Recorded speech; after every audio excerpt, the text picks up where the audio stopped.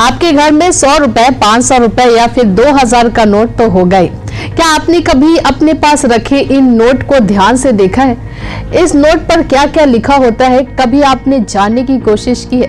शायद आपको ये भी मालूम हो कि भारतीय नोट पर क्या क्या छपा होता है, लेकिन क्या आप जानते हैं कि आपके नोट पर कितनी भाषाएं हैं और वो भाषाएं क्यों हैं?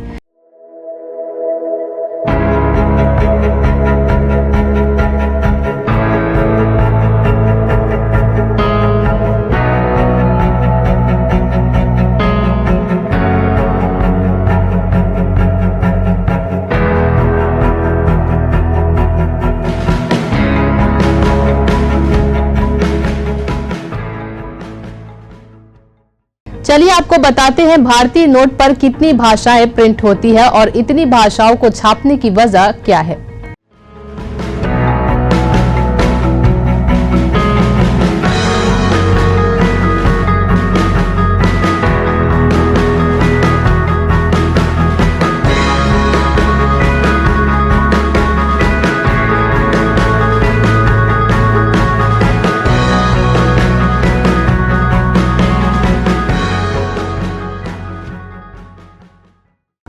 नमस्कार, आप देख रहे हैं न्यूज प्लस 21। मैं हूं आपके साथ ललिता चक्रधारी।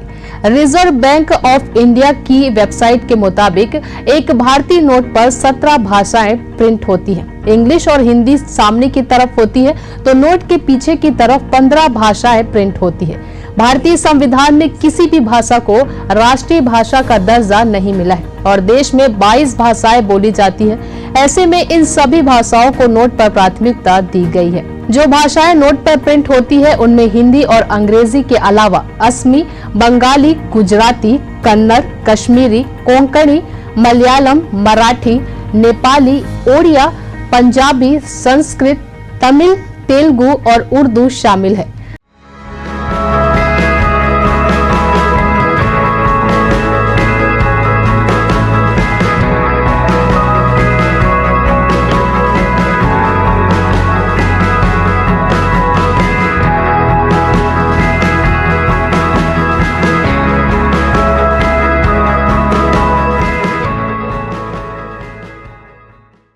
दरअसल भारतीय नोटों में जिस मूल्य का नोट होता है उस मूल्य की जानकारी हिंदी और अंग्रेजी के अलावा कई भाषा में लिखी होती है। इस जानकारी के जरिए उस राज्य या क्षेत्र का व्यक्ति भी आसानी से नोट के बारे में पता कर सकता है। इसके साथ ही 2000 रुपए के नोट पर ब्रेल लिपि भी छपी होती है, जिससे उन लोगों को आसानी हो जो देख नहीं सकते हैं। प्रथम विश्व युद्ध में अंग्रेजों का दबदबा था और उस समय 1 रुपए का सिक्का चांदी के सिक्के के तौर पर चलन में था, लेकिन युद्ध की वजह से जब स्थितियां खराब हो गई तो चांदी के सिक्के को ढालना मुश्किल हो गया था।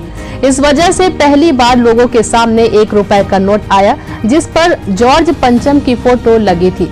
इस नोट को इंग्लैंड में प्रिंट किया गया था और 1 रुपए के नोट की वैल्यू बाकी मुद्रा की तुलना में बहुत कम थी। वर्ष 1969 में आरबीआई ने 5 और 10 रुपए के नोटों पर महात्मा गांधी की 100वीं जयंती के मौके पर स्मारक डिजाइन वाली सीरीज जारी की थी।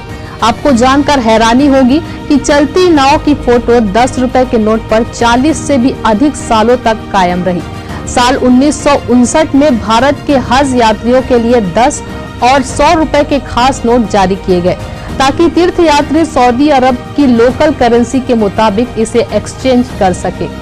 सन 1917-1918 में हैदराबाद के निजाम को खुद की करेंसी प्रिंट करने और उसे जारी करने का विशेषाधिकार दिया गया था।